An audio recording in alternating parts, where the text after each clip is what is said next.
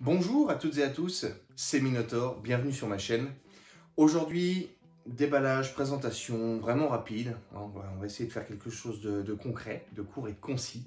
À propos d'enceintes, mais pas n'importe quelles enceintes, puisqu'il s'agit d'enceintes de monitoring. C'est les plus cheap, vraiment. C'est des enceintes de monitoring que vous trouverez sur Amazon à 88 €. Voilà. Je trouve que c'est pas mal. J'attends pas grand chose du rendu, de toute façon si c'est pas bon, je le renverrai. Donc qui dit enceinte de monitoring, bien sûr, dit carte son. Voilà, ce sont des enceintes qui vont venir se brancher en jack 6.3 sur ma carte son, qui en l'occurrence est une Focusrite 2i2 génération 3. Voilà. Donc les enceintes arrivent dans ce carton. Vous avez un petit visuel déjà des enceintes. C'est pas très gros en fait. C'est vraiment pas gros du tout, c'est très léger. Ça m'a l'air pas mal. De ce qu'on voit à l'arrière, vous voyez ce que je vous présente. Donc on a bien les branchements TRS, donc jack 6.3. On a l'acoustic tuning en fait pour pouvoir augmenter les aigus et les graves et tout ça. Ici, simple câble, rouge et blanc d'enceinte, du câble d'enceinte tout simple pour relier les deux enceintes.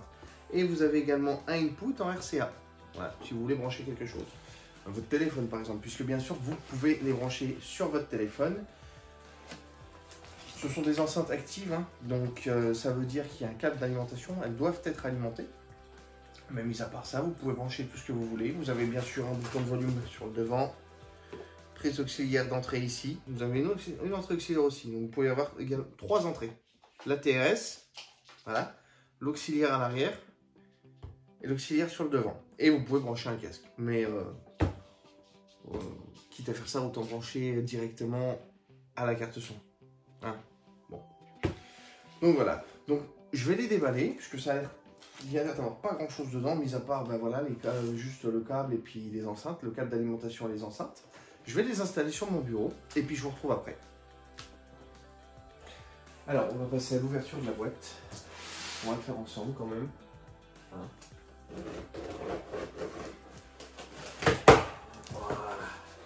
C'est très simple à ouvrir.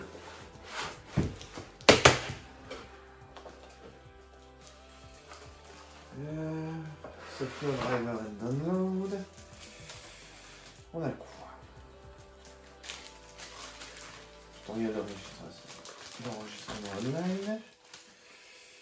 Des petits pads à mettre sous chaque enceinte. C'est pas dégueu du tout, c'est sympa, même si ça ne vaudra jamais une mousse, parce que bien évidemment je préconise, comme beaucoup en fait, de mettre une mousse afin d'isoler l'enceinte de son support, mais ça viendra en son temps. Voilà, qu'est-ce qui est livré avec? Alors, le câble d'alimentation, voilà, tout simplement, comme je vous l'ai dit, ce sont des enceintes actives. Le câble pour relier les enceintes entre elles est fourni. Le câble jack RCA est fourni. Et le câble jack est fourni. Vraiment tout est fourni. C'est vraiment pas mal du tout. Hop.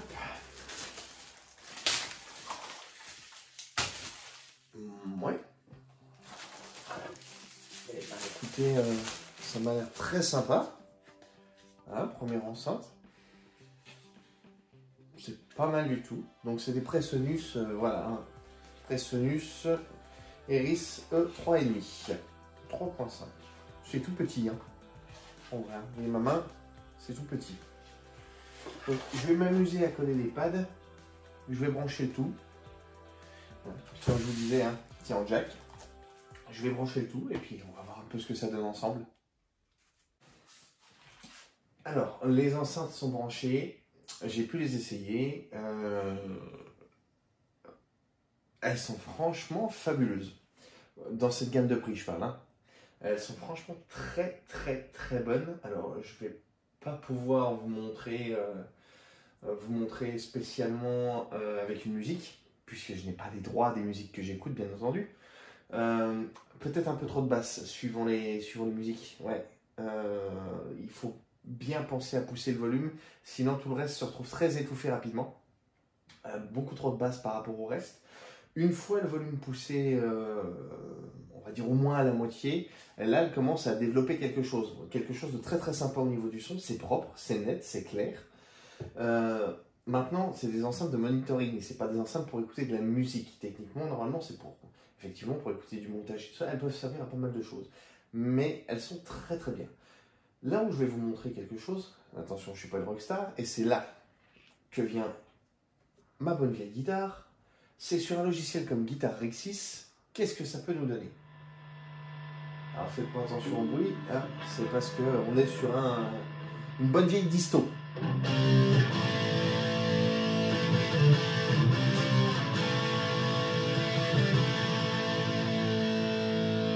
Hein, on va essayer d'aller sur un petit octave solo.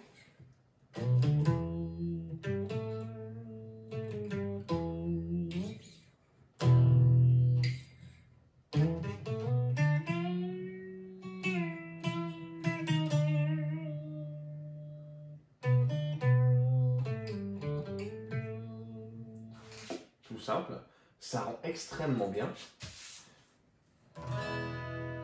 Oh, j'adore ce que je viens d'entendre. J'espère que vous allez entendre quelque chose, mais...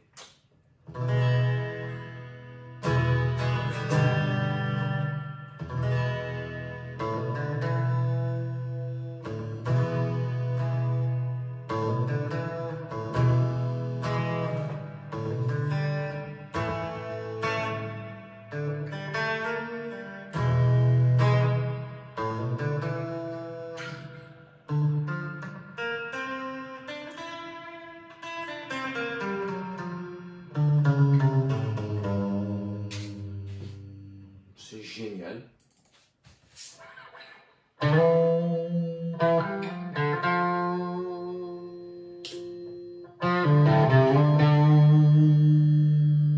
Impeccable. Bon, on va arrêter les tests pour l'heure.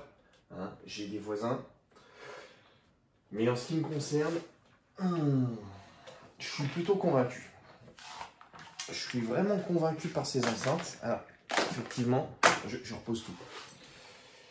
Effectivement, comme je vous le disais, il y a besoin de pousser un peu le volume. Il y a effectivement besoin d'une carte son. Pas forcément une Focusrite, hein, ça coûte quand même cher. Pour ce que c'est, il y a d'autres modèles qui peuvent très bien faire l'affaire pour vous. Moi, je l'ai eu parce que j'ai choisi ça. Parce que c'était juste trop beau comme pièce pour avoir sur son bureau. Et que c'est très utile et qu'elle n'est vraiment pas dégueu du tout. Mais vous pourriez très bien passer sur une Behringer U202 HD, pardon. C'est la même chose.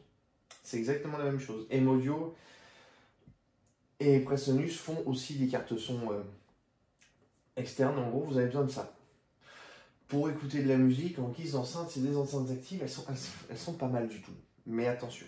Hein, attention au réglage que vous mettez, attention à ce que vous écoutez, attention au volume.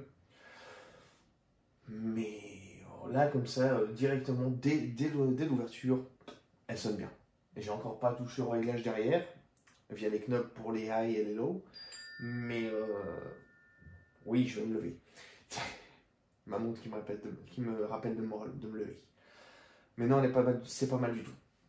C'est pas mal du tout. J'aime beaucoup, beaucoup, beaucoup. Voilà. Donc, c'était Minotaur. Si vous avez la moindre question par rapport à ces enceintes, n'hésitez pas à me poser la question. J'ai pas encore essayé en jeu, mais si vous posez la question, très redondant ce que je viens de dire, si jamais vous vous demandez, je vais le faire. Je vais essayer. Donc, si vous avez une interrogation par rapport à ce qu'elles rendent en jeu vidéo, c'est pas leur but à la base, hein. Voilà. Mais je saurai vous répondre. Pour le moment, j'en suis amplement satisfait. Pour le prix qu'elle coûte, 88 €, je trouve que c'est pas mal du tout. Voilà. Après, c'est mon avis. Donc, c'était tout pour aujourd'hui. C'était Minotaur et je vous dis à bientôt sur la chaîne.